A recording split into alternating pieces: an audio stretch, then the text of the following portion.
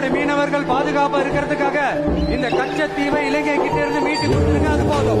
கச்சத்தீவை மீட்க வேண்டும் என்று மதுரை மாநாட்டில் தாவேகா தலைவர் விஜய் பேசியதற்கு பிறகு இலங்கை அதிபர் அனுரகுமார திசாநாயக்க கச்சத்தீவுக்கு திடீர் பயணம் மேற்கொண்டுள்ளார்.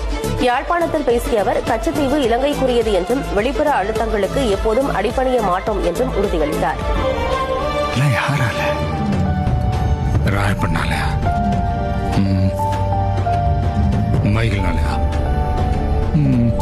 ஒரு நபர் தமிழ்நாட்டில் இறங்கி ஒரு மாநாட்டில் பேசுற பேச்சு அந்த பக்கம் தென்பக்கம் வந்து இலங்கை அளவுக்கு கொந்தளிக்குது, வெறுப்பை காட்டுது, வன்மத்தை கக்குது, கொடிக்கும்போது இடிக்குது அப்படின்னா எந்த அளவுக்கு உலக வரைபடத்துல இலங்கைன்ற ஒரு இடமே இல்லாம போயிடும்.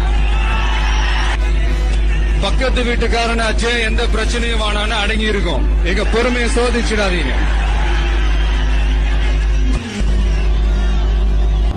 நாம யார் தெரியும்ல, இந்தியாவின் மாபெரும் மக்கள் சக்தி கொண்ட ஒரு மகத்தான வெகுஜன மக்கள் படை.